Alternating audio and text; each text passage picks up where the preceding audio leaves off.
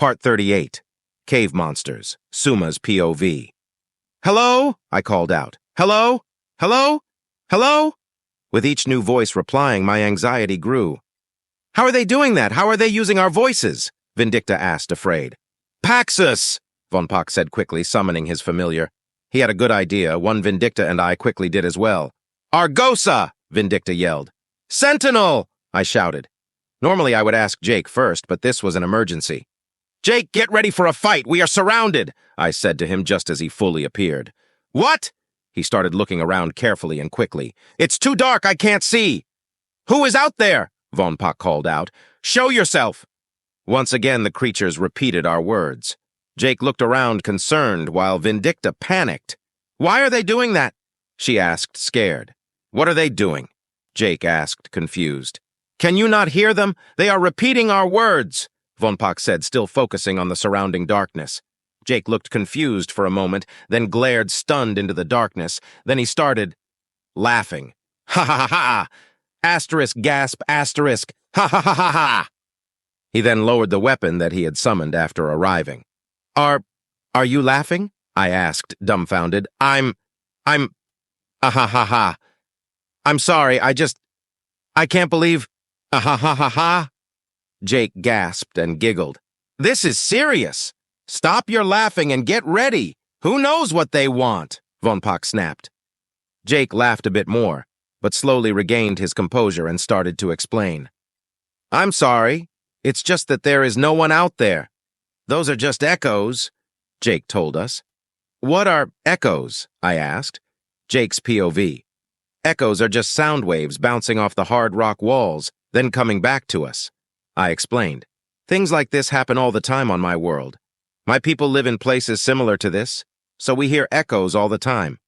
I guess since your people live in vine buildings, trees, or just tunnels too small for echoes to be of any substance, you haven't had to deal with them too much." "How can you be sure?" Von Pak asked, still unsure of my explanation. "Let me show you," I said. I had an idea. I would use this opportunity to practice my fire magic and create enough light to illuminate the huge cave I had been summoned into. I wasn't happy about being here again, but at least this place was open enough for me to stand up in. I sent away Destiny and Aegis, then focused on my spell. Fire is a strange thing. It is a byproduct of the high-energy converting chemical reaction that bonds oxygen and carbon into carbon dioxide. It is technically a high-energy gas, so to make it all I need to do, it burns some fuel. I first imagined gathering oxygen and a fuel to burn. In this case, I decided to use hydrogen since it burns hotter and is already in the air. Then I imagined heating them like I did the metal in the blacksmith shop. Before I knew it, I had a 7-foot-wide ball of fire a few meters above our heads. "Incredible," Von Pak said. "I have never seen such a pale blue flame." "It's so big," Vindicta said. "Okay, now I will throw it over into the darkness and let it brighten up this dingy place," I joked. I then manipulated the spell and flung it into the darkness. I wish I hadn't done that, because we were not alone. "What was that about waves of sound?" Von Pak asked as he slowly made his way to a large opening in the wall. "What? What are those things?" Vindicta asked. Along the walls of the cave were monsters of some kind, dog-sized reptilian beasts, I think, but I didn't get a good enough look before the light from my fireball faded away. "I don't know, just get back into that tunnel," I told them as I summoned Aegis and Mori. "Tunnel! Tunnel! Tunnel!" The monsters echoed one after the other from the darkness. With what little light remained, I was able to see that it was, in fact, these things that were echoing the sounds. Their mandibles clicked and twitched as they did. As quickly as I could manage, I created another fireball and moved it to the shadowed area in order to see those things again. This time I got a better look. They were covered from one end to the other in greenish scales, had long mandibles and tentacle-like feelers on their head. They had a lizard-like body, but their head seemed more like a cross between an insect and a fish. Their ears, or what I assumed were their ears, looked more like protruding fins from a fish's side. "Everyone get into the tunnel. I will close the entrance again," Von Pak said. "Suma, as soon as Von Pak does that, unsummon me," I told her, keeping an eye on the creatures. They were each beginning to turn and crawl towards us, so I really didn't want to stay any longer. I could feel my heart pounding in my chest like it was going to explode, my ears were ringing, and there was an unswallowable lump in my throat. I really didn't want to be eaten by a lizard ant thing. "I am not going to simply leave you with those things," Suma yelled. When she raised her voice, some of the creatures twitched and slithered closer. "Yes, yes you are. Just for a few seconds," I told her urgently. I turned away from the monsters for just a moment and picked Suma up to place her into the tunnel, where Von Pak and Vindicta had already gone into. Kneeling down and tossing her inside, I turned to Von Pak and said, "Close it." I was trying to be careful not to raise my voice. He collapsed the tunnel as soon as everyone was inside. I turned around and realized I was now face to disgusting scaly face with one of those beasts. Suma's POV Jake roughly and quickly tossed me back into the tunnel we had come from. Then Von Pak closed the entrance he made. I scrabbled back straight and unsummoned Jake as soon as I could. "Jake! Jake!" I cried out desperately. "I'm fine. I'm back home now. Get out of that tunnel!" He shouted. We did not argue. We flew away as fast as we could manage. Each of us took turns collapsing sections of the tunnel as we went, just in case they were following us. Von Pak used nature magic as best he could to seal the collapsed areas, but he was now completely out of mana, so Vindicta and I simply had to do our best. But neither of us specialized in that type, so it was not perfect. If the trip to that opening felt long, then the trip away from it was an eternity, but we went as fast as we could manage. There was no care about safety while flying. Several times I clipped a wing in the narrow tunnel, but I forced myself to power through and not slow the others down. "I see a light! We are almost there!" Vindicta shouted. "I do not think they are following us, but do not slow down. As soon as we exit the tunnel, fly up and towards the peak. We need to be sure we are safe, so I will seal the exit as best as I can," Von Pak stated. "But you're almost out of mana," Vindicta pointed out. "I will summon Paxis. I can use his mana," he said. "Great plan, but you need mana for a summoning, and you are out," I reminded him. "Jake has enough mana, we can use him," I suggested. Normally, I would want to ask Jake before doing something like this, but I feel like he would agree. "Fine," Von Pak agreed. We shot out of the cave, and I summoned Jake. "Sentinel!" I shouted. Jake began to appear before me, but something was wrong. He was laying on the ground and had blood running down his arm. "Jake!" Vindicta's POV. "Jake!" Suma yelled and fluttered over to stand by his head.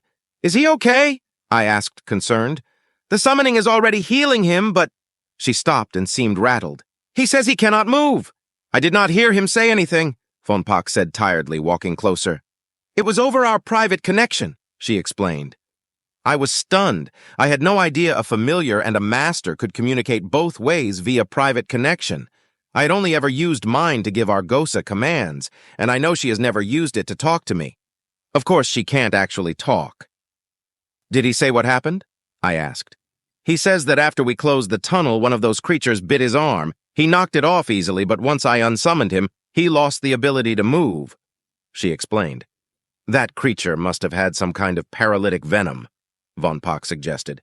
While we were talking, Suma was already casting healing spells and Jake was slowly regaining his movement. "Jake, Von Pak needs mana in order to seal the cave. Can he borrow some of yours?" Suma asked. Jake tried to say. "Do it," Suma confirmed after Jake gave up and laid back down.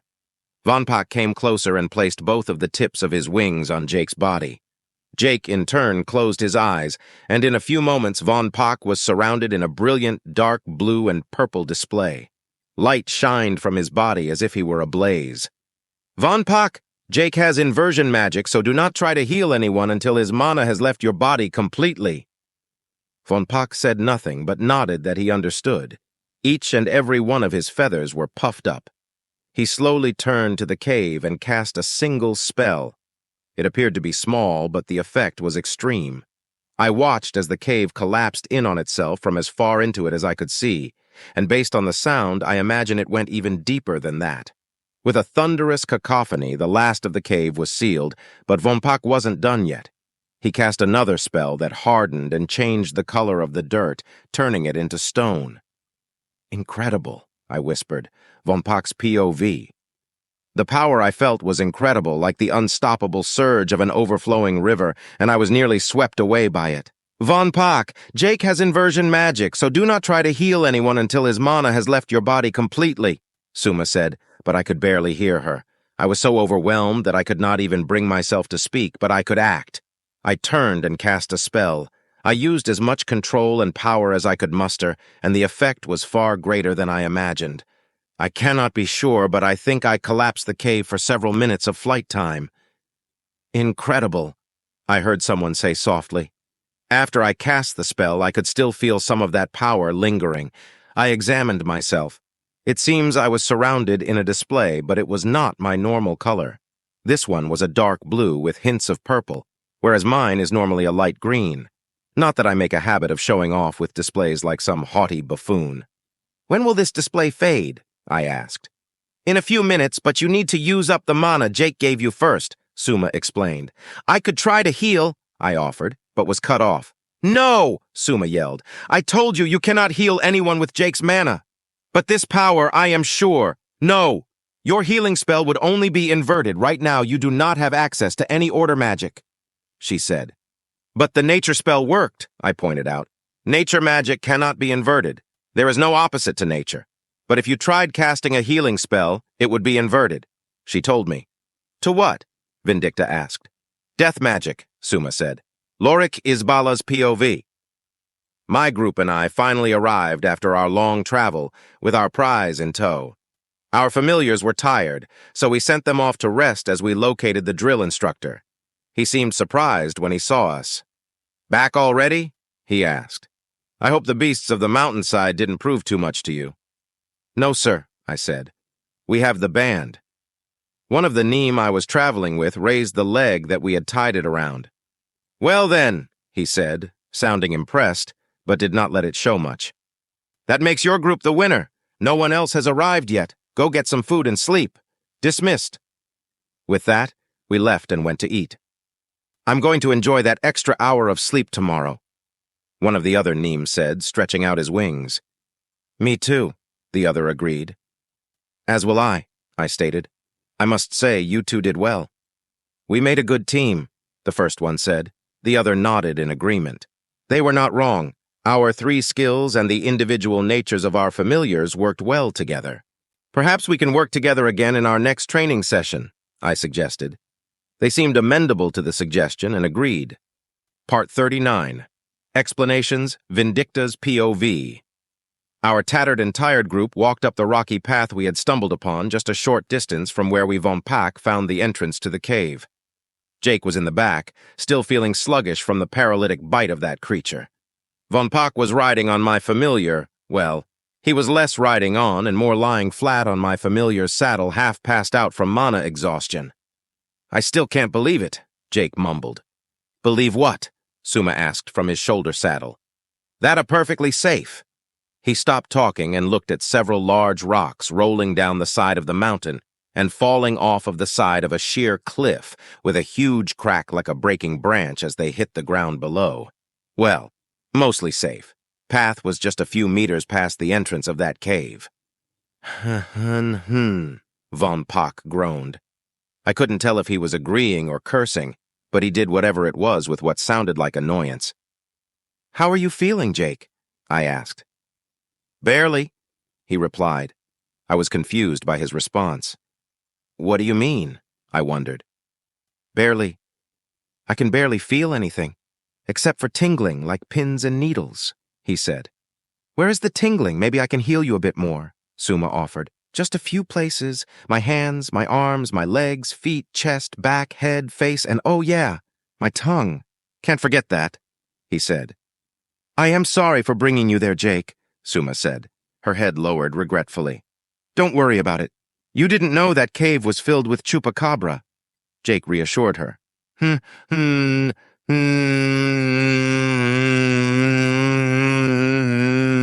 Von Pak groaned unintelligibly, his face pressed firmly into the corner of Argosa's saddle.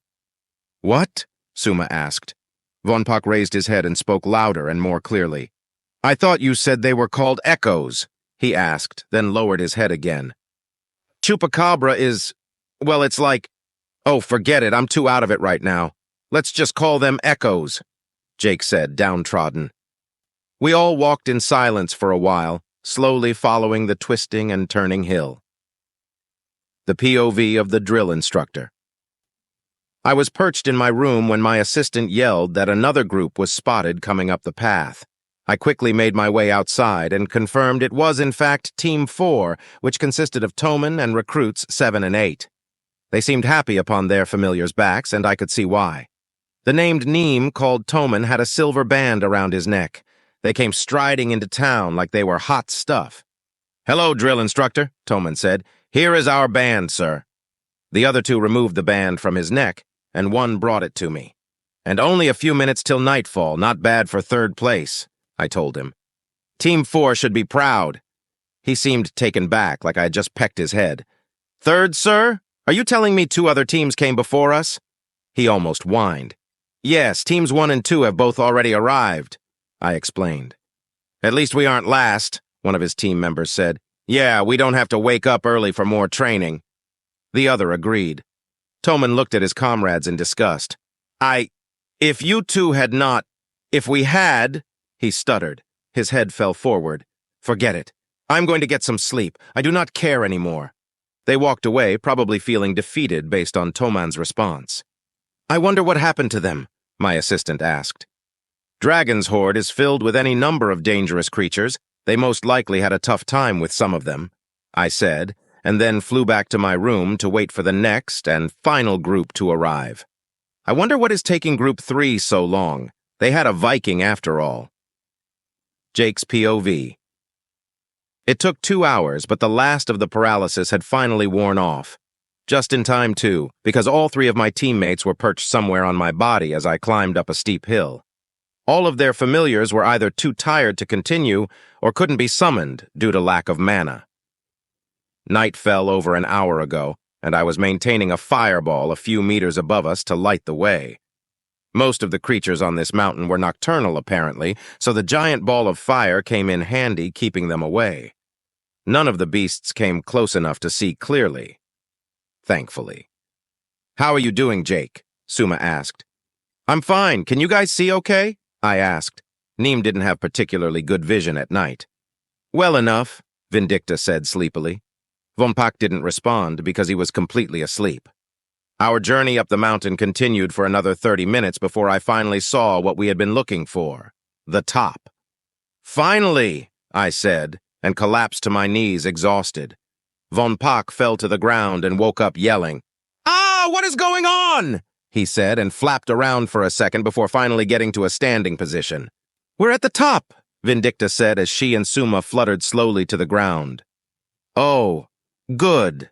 Finally," Von Pak said, settling his standing feathers back down to his body.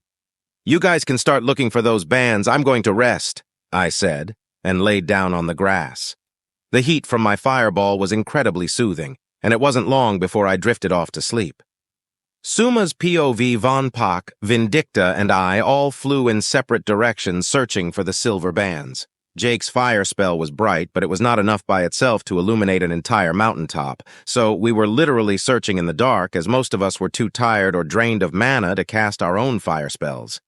I did not know how the others were doing, but if they were having as hard a time as I was, then we would be on this mountain for a while. In the darkness, the shadows all started to blend together, so much so that I nearly flew into boulders on 2 separate occasions. We searched for 10 minutes before finally I heard Von Pak's voice call out. "I found it!" he shouted. I flew over to his location to see for myself, and there it was. A single band wrapped tightly around a metal pole in the ground. We could not undo the band's knot with magic, as you need mana for that, so we each carefully gabbed it with beaks and undid it. We crossed over and under one another like some kind of serpent twisting around in its death throes. In the end, however, we were able to undo it.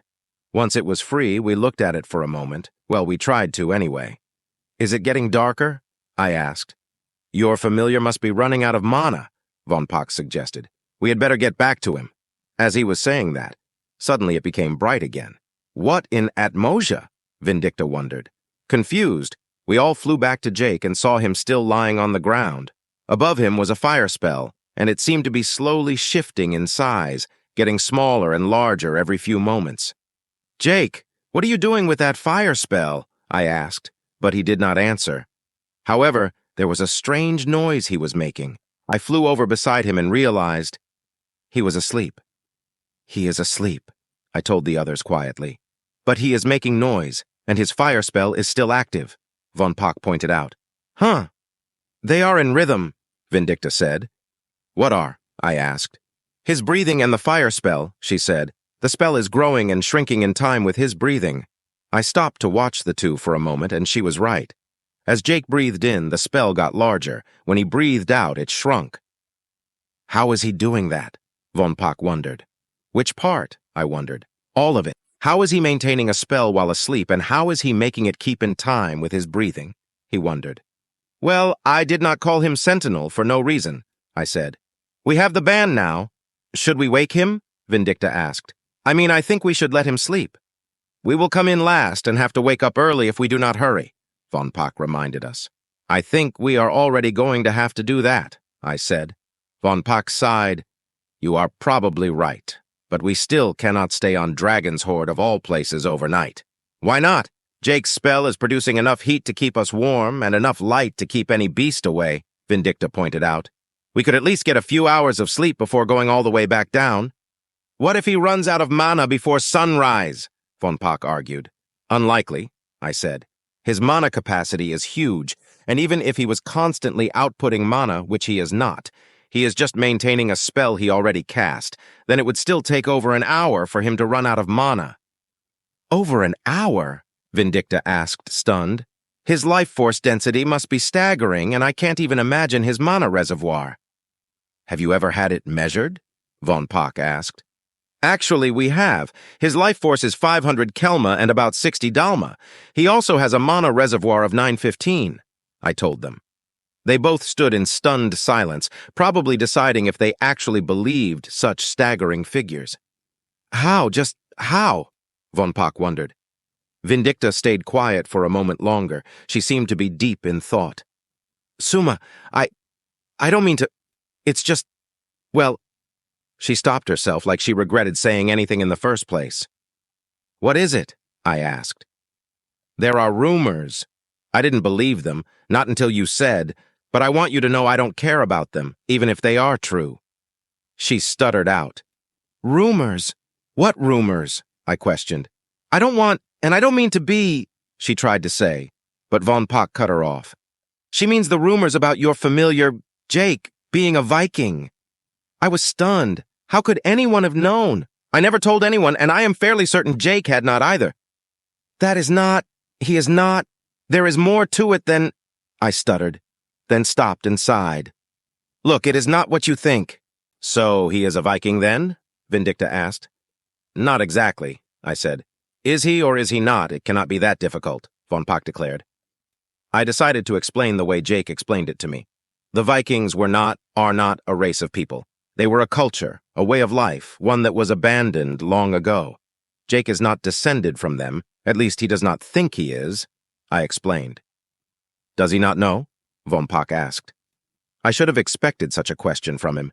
To nobles, lineage is a matter of pride, and thus it is strictly catalogued, and records are well preserved, even as far back as the ravaging, that being the near-extinction event caused by the Chaos Dragon. To his people, lineage is less important. Only royals and nobility worry about it, apparently, I told him. According to Jake, where you are from is more important than who you are descended from in most places. "How strange," Von Pock said. "So what you are saying is, he is the same species, but he isn't actually a Viking?" Vindicta asked. "Yes," I said simply. "Well, this explains his aptitude for magic. His people must be," Von Pock said, but I cut him off. "Magic does not exist on his world." They both fell dead silent. "What do you mean?" Vindicta finally asked a long while. "According to Jake, magic has never existed on his world before, at least not any confirmed cases. But he says there are stories of people who could use it, but that he had always just assumed they were untrue tales passed down from ancient times." I explained. How does a world even do anything without magic?" Von Pock wondered. I could not blame them for not understanding. I still have trouble wrapping my mind around it as well. In truth, I am not sure I could explain that. I am not even sure I understand it, I said. With unimaginable amounts of manpower, violence, and ingenuity, Jake said, rolling over, causing all of us to become surprised and our feathers to stand on end for a moment. Jake's POV. By the dragons! Von Pak shouted and beat his wings, causing him to flutter back slightly. Did we wake you? Vindicta asked. Yeah, but it's fine, I said. How long have you been awake? Suma asked. Since you asked about the rumors of me being a Viking, I told her. Sorry, Vindicta said mournfully. It's fine, I can't blame you for being curious, I said. But now that you know the truth, how do you feel? You have been nothing but kind to me. You gave me a name and you were attacked by those echo beasts, making sure we all got to safety. I have nothing but gratitude towards you, Jake, Vindicta said. Hearing her say that put me at ease. I was worried she would be afraid or hate me. The Neem view Vikings as monsters, so I wasn't sure how deeply ingrained that would be. And you? I asked, turning to Von Pak. The noble stayed quiet for a moment, perhaps pondering his own opinions, but he did eventually give an answer. I will withhold judgment until given cause to be concerned. While it is true I do not care for your lax attitude towards nobles, I do know one thing. You are a good soul. You have the power of a dragon, the potential ability to use the most devastating magic my world has ever seen, the strength of a monster, and all you have done with these things is join the army and try to help your master fulfill her desires to become a healing mage. I have seen and undergone enough over these last hours to make me reconsider some previously held notions. I will leave it at that for now, Von Pak stated. I appreciated his honesty, but the way he spoke made it feel like he considered me some kind of world-ending event. I decided to let it be for now and instead change the subject. So, should we head down the mountain? No, we think it would be best to just wait up here for the night, then head back down in the morning, Suma explained. Well, we better get some firewood then. That way I don't have to maintain this spell all night, I suggested. Okay, Vindicta said. But what is firewood? I sighed. It was going to be a long night atop this mountain. Suma's POV turns out firewood is exactly what it sounds like. Wood specifically cut to be burned in a fire. It feels like we are preparing for some kind of strange ritual, Vindicta pointed out as she released her mana and let a bundle of logs Jake had cut with magic fall to the ground. He had found a tree that looked dry enough, then used some kind of beam of magical energy to remove a branch and cut it into small sections. I know what you mean, Von Pak said as he carefully arranged the wood into the pattern Jake described beforehand. I cannot say I have ever had to do anything like this before. And he cast that magical spell without uttering a word, Vindicta said. You must have taught him well if he can use shadow casting despite not having magic on his world. I did not teach him a thing, in fact. I think he has probably taught me more about shadow casting than I ever could have taught him, I said from my perch. My job was to be on lookout while everyone was working, just in case. What do you mean? Vindicta asked. Jake taught himself shadow casting. In truth, I am not sure I have ever heard him utter a single incantation. I told them. I should be surprised at that, but I am not, Von Pak said as he lit the small pile of wood aflame. Even from my perch, I could feel the heat begin to increase. Hot! He exclaimed and fluttered back sharply, landing on another stack of wood behind him. How does he cast such powerful magic then? Vindicta wondered. He has this way of imagining the spells and their effects, but also their processes. I would liken it to the way a rune crafter works, I explained. Does that mean he can craft runes? Von Pak asked. He thought about learning, but did not have time before we left for training, I said. Vindicta's POV Suma, Von Pak, and I were perched around the flames talking. The warm glow of the fire seemed to illuminate in a way that Jake's fireball just couldn't. The fireball was more of a penetrating brightness, but this was more like a living being. It flickered and popped occasionally at the base, surprising me each time. Vindicta! I have some more logs ready, Jake called out from a short distance away. I left the warm flame, and as soon as I did, I noticed something I hadn't before. How cold the mountain was. It hadn't bothered me before, but now that I had felt so warm and comfortable, The cold bit at my feathers. I wonder, had I felt like this earlier and just not known enough to care or realize it, or had it really not affected me before?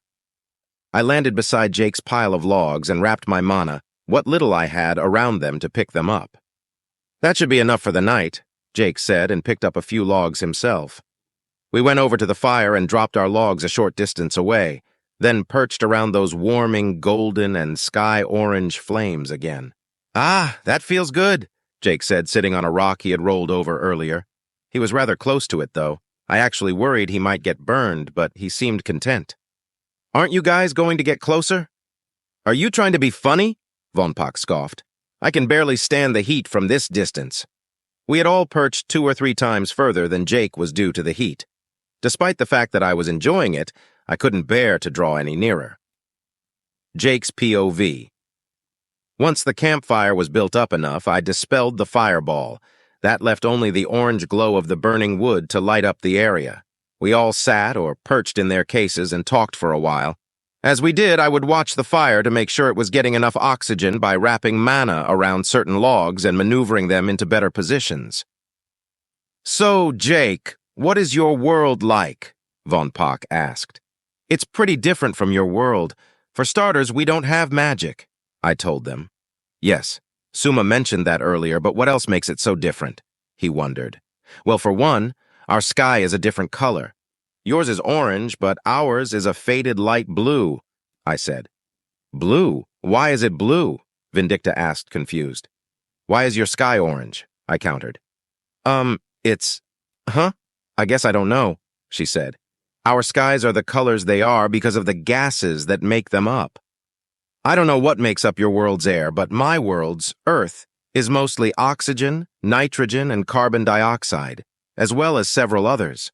The specific mixture of all these gases diffuses more blue light than anything else, so our sky looks blue and yours looks orange," I explained. They all seemed lost. "I'm sorry, I don't understand," Vindicta stated. Von Pock's POV. We perched around the flames listening to Jake attempt to explain something far beyond my comprehension, but by the dragons, there was no way I would ever admit that to them. Instead, I tried a different tactic. "Perhaps we should switch back to the original question," I offered. "Oh, right, sorry. I can really go off on tangents when it comes to science," Jake said apologetically. He thankfully went back to detailing what his home, Earth as he called it, was like. To me, it sounded both like a utopia and like a torture. He described a world where dangerous and deadly diseases were being cured daily, where hunger and war were all but eliminated, and where most people did not concern themselves with survival, but with enjoying their lives. However, he also told us of his people's long and violent history, of weapons more powerful than anything shy of grand-scale magic, and perhaps most horrifyingly, of his people's switch from noble ruling classes to elected leaders. For a moment, I felt sick. If you love engaging stories like this, make sure to like, subscribe, and turn on notifications to stay updated with all the latest episodes from FY Stories.